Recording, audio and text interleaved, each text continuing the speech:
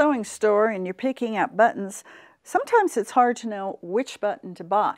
Well, today I'd like to give you some tips so that your projects come out just as you envision. The first thing I want you to look at is the difference between a 2-hole and a 4-hole button.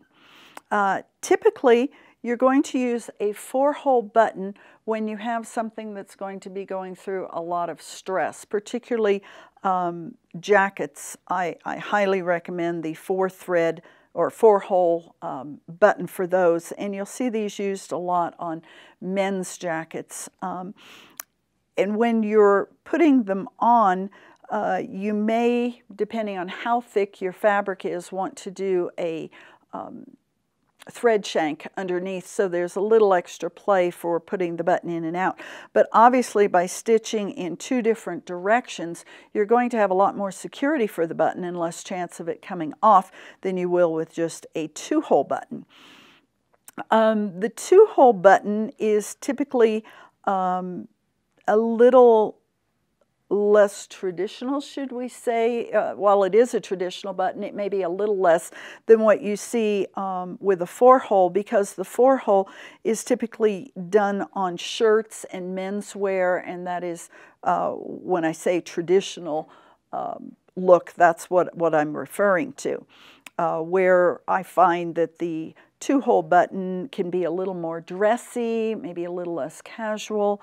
It just depends on how you want to use it.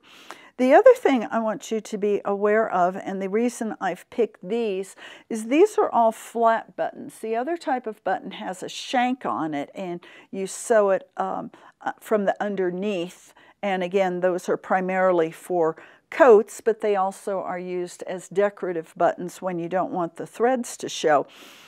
When you have buttons, flat buttons that need to be sewed on, you can of course sew them on by hand. But if you're like me, I like to use that feature on the sewing machine that sews them on fast and easy. Typically, depending on the machine, there is a setting for sewing on buttons, and you literally click on it and the machine is programmed to sew on the button. What happens is it will take several stitches up and down that are tie-on, tie-off stitches to lock the stitch in place. Then it will stitch back and forth into the hole several times and then tie on and tie off again.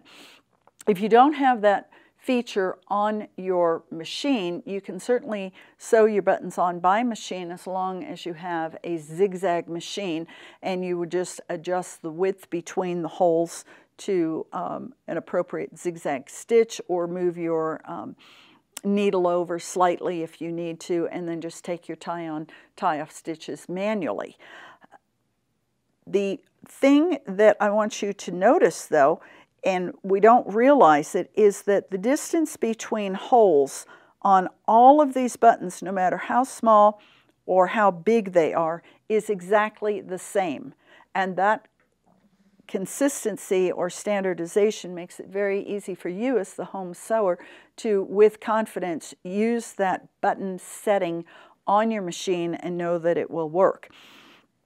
Now, when I said it will go back and forth and sew it, you will have to move it to get to the opposite holes when you're doing a 4-hole buttonhole, or button rather, to make sure it goes in. So you'll have to do the same program twice to anchor that. But hopefully that will give you a little bit of confidence in picking not only the right button, but also feeling confident about being able to sew them on with your machine and save yourself some time so you can get on to that next project.